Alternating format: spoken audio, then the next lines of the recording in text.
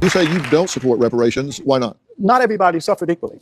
I mean, when you go into slavery, it's much more complex than white people were the oppressors and black people were the victims. If you dissect it, you will find there were about 3,700 free blacks who owned 12,000 slaves, black slaves. The question is, do the descendants of those free blacks who owned black slaves, do they pay? Blacks really benefited more the first 100 years after slavery we have in the last 50 years. I was born in 1937 during the Depression.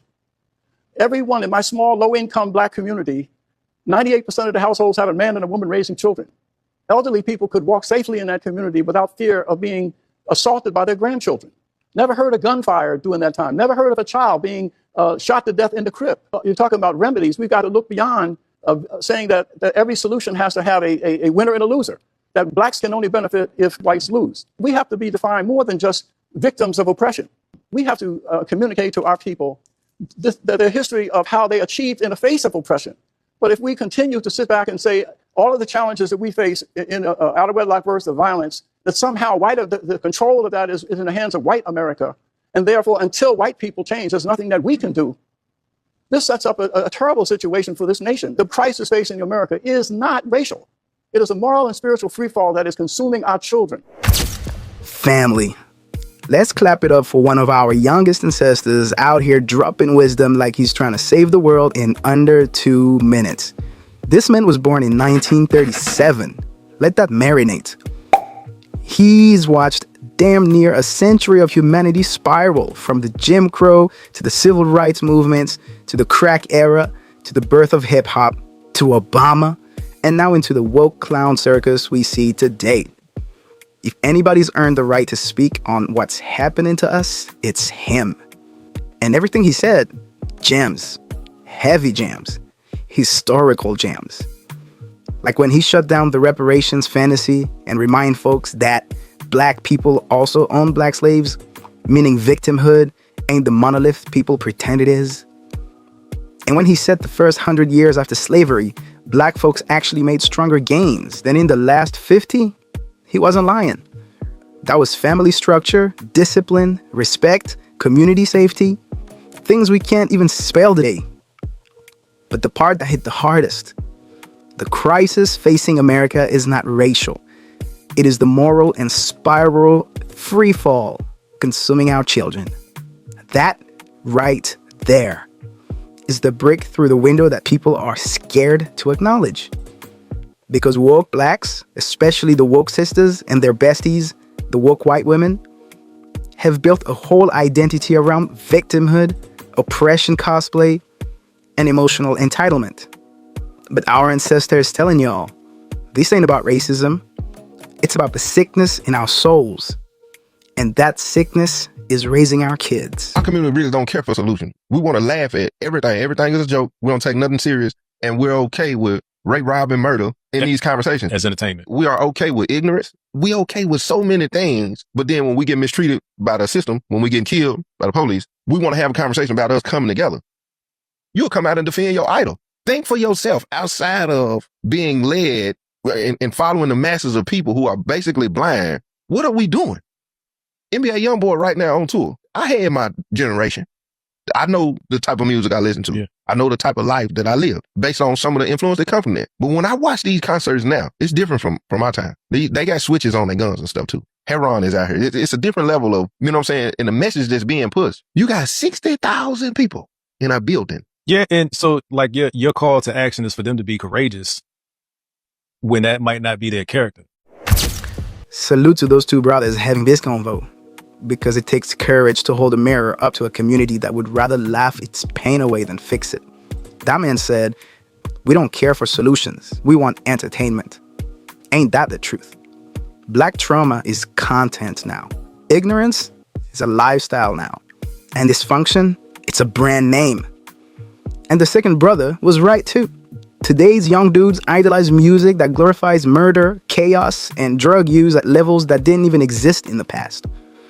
And then we're shocked when the youth act out the lyrics. This is why our ancestors said we're in a moral freefall, because a community with no standards, no discipline, and no accountability cannot produce leaders. And that's the danger. A lost community becomes a burden to the nation it's part of.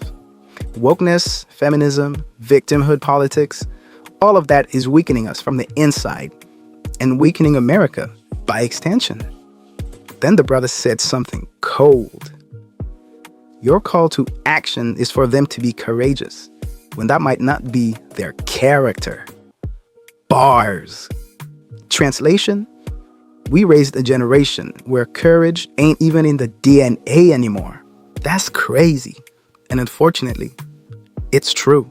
If black men stood up and say no more, it ain't going down. If we stop worrying about whether or not we're going to get some tonight, if we don't vote a certain way, if we said no more and said, listen, this is how it is, because I'm going to tell you this. I got Arab friends, my way or the highway. My Jewish friends, my way or the highway. My Chinese friends, my way or the highway. My black friends, yes, dear. Do not give up the fight. Do not give up your manhood and stop giving your balls away to society and people who are telling you that you can't hold your own nuts in this world. You can, because it was black men who held their nuts in this world, which is why we have freedom. There was black men who held their nuts in this world, which is why we have the advancements that we have. And I'm not going to let you trample on our rights. Men have a right to be heard. And I'm so happy that I see three brothers out here with a platform speaking up for men, because a lot of these folks is talking crazy, both male and female. Shout out to Daily Wrap-Up crew, real brothers doing real work, giving men a voice in a culture that tells them to shut up. And salute to the men in that clip. He said the quiet part out loud. Black men are the only men scared to tell their women no. Everybody else, my way or the highway. Us, yes dear. And look at what it got us. Chaos in the home, chaos in the culture, chaos in the community. But again, this ain't anti-women. This is anti-nonsense. It's anti the modern feminist programming that teaches women to hate men and teaches young boys to hate themselves. Wokeness is a disease. Extreme feminism is a disease. Anti-men ideology is a disease. And the cure is simple. Men standing up again. Men thinking for themselves again. Men leading again, not in dominance, but in order, logic, and structure. And the good news is, it's happening. Across races, across generations, there's a masculine renaissance happening right now. So I was just told that I turned my back on the black community because of a recent video I did about W0ke. I've been waiting on this one. What this is called is selective morality. Let's ignore the fact that ain't no white robes running through our neighborhoods, just black folks terrorizing other black folks. Let's ignore the fact that ain't no white supremacists shooting up our blocks. It's us. Let's ignore the fact that we make music glorifying our own destruction and then cry when the streets match the lyrics. We love screaming black unity, but we'll rob, jump, scam, and kill our own people with no hesitation whatsoever. Preaching we gotta stick together, while setting up your own brothers and snaking your own sisters. Love blaming the society for why our neighborhoods look like war zones while cheering for the very culture that keeps them that way. Talking about black pride while rapping about murdering each other, turning women into baby mamas, and making it seem like being broke, violent, and ignorant is a personality trait. Everybody want to scream support black businesses, but will run to Gucci before you ever spend $1 with your own people while looking for a hookup at the same time. We want to whine about gentrification, but won't invest in your own damn community. Instead, trash it. And then cries when somebody else moves in and builds it up. And then the worst part, y'all expect every black person to fall in line with this ideology. Because how dare a black person think for themselves, right? How dare someone not subscribe to this self-inflicted victimhood bull? Y'all want unity? Start by looking in the mirror. The truth is, black folks ain't even for black folks. The biggest threat to black people ain't Trump. It ain't the police. It ain't white people. It's us. It's our own self-hatred, our own refusal to hold each other accountable, and our own addiction to playing the victim while glorifying the very that holds us back. Who's out here shooting up black neighborhoods? Not Trump.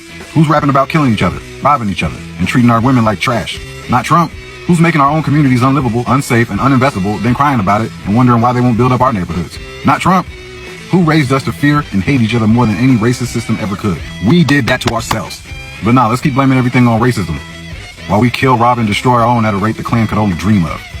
Let's keep pretending every black person is on the same team when half of y'all wouldn't even piss on another black person if they were on fire. Y'all would film it and yell World Star. Let's keep screaming about oppression while cheering on the destruction of our own communities. Y'all don't want justice. Y'all don't want unity. Y'all don't want progress. You just want an excuse to stay in the same cycle while blaming everyone else but yourselves. So nah, I'm not turning my back on black folks. I'm turning my back on the bull. Now this brother came with a flamethrower. This was one long, unfiltered, mirror-in-your-face sermon. And everything he said, facts on facts on facts. If what he described made you uncomfortable, maybe you're part of the description. And the irony, he got attacked for calling out Jasmine Crockett. Every time a black man speaks truth against toxic black femininity, he's labeled a traitor and as problematic as Trump, everyone's enemy. But let's be real. Cardi B ain't Trump.